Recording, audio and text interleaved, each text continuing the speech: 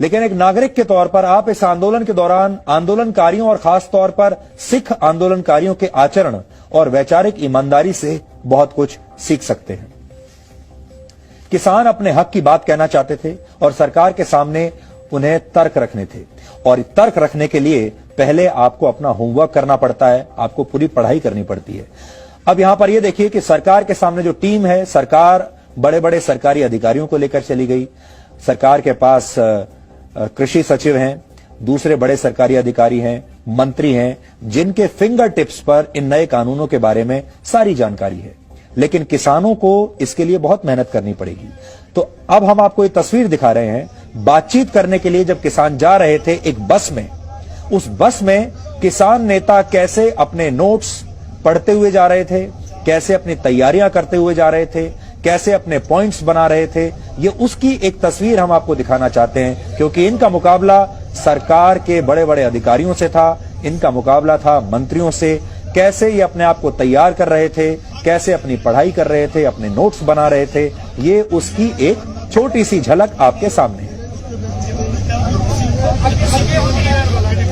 अपने खाने पीने को लेकर ये किसान कितने स्वाभिमानी हैं, इसकी तस्वीर हमने आपको विज्ञान भवन से दिखाई। अब आपको ऐसी कुछ और तस्वीरें दिखाते हैं।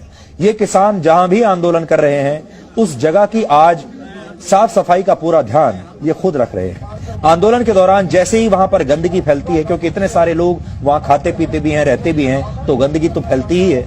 लेकिन अब वहां जो युवा किसान हैं, वो उस गंदगी को फौरन साफ करने में जुट जाते हैं। इन किसानों का कहना है कि वो ये नहीं चाहते कि उनके जाने के बाद दिल्ली के लोग ये कहें कि इन्होंने शहर को गंदा करके छोड़ दिया।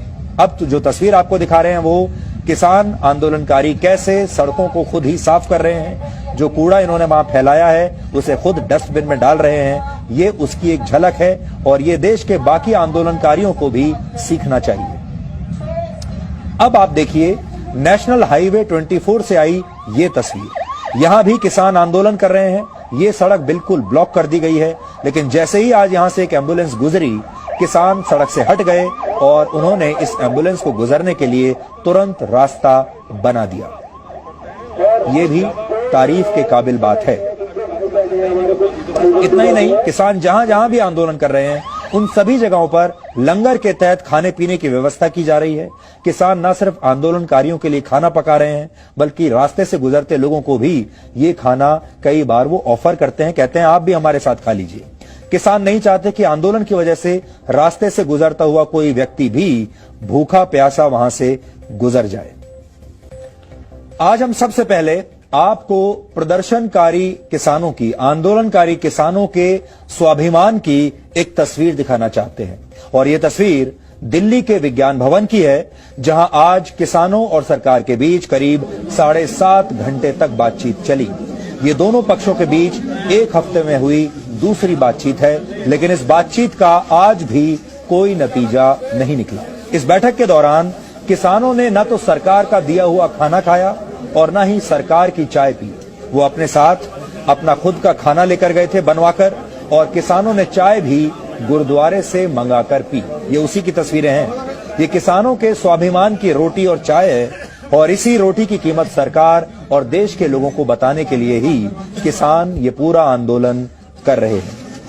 विज्ञान भवन सरकार द्वारा चुना गया वो वेन्यू था जहां ये बातचीत होनी थी। सरकार और किसानों के बीच खाने पीने की व्यवस्था करने की जिम्मेदारी सरकार की थी।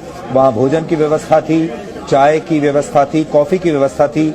लेकिन किसानों ने पिछली बार भी सरकार की दी हुई चाय नहीं पी थी, खाना भी नहीं खाया था, और आज किसान अपना खुद का बनाया हुआ खाना इस बातचीत के दौरान लेकर गए थे। जब बीच में एक ब्रेक हुआ तो किसानों ने वहां अपना खाना खाया, और टी ब्रेक के दौरान किसानों ने चाय भी अपनी ही पी। इससे आपको किसानों के स्वाभिमान के बारे में पता चलेगा।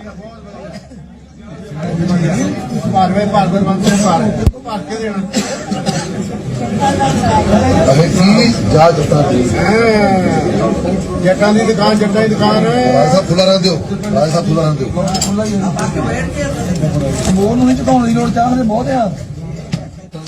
ये किसानों की खुददारी है। वो सरकार के साथ बैठक में अपना खाना भी अपने साथ लेकर आते हैं, और चाय भी गुरुद्वारे से मंगाकर पीते हैं।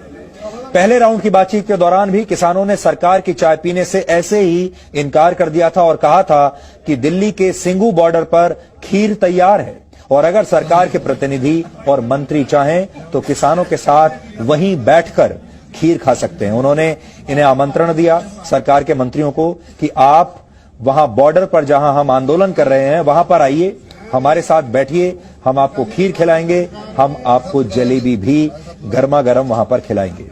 आज देश के इन किसानों ने पूरे देश के लोगों को एक संदेश देने की कोशिश की है और वो ये है कि वैचारिक ईमानदारी क्या चीज होती है वो आप इन किसानों से सीख सकते हैं।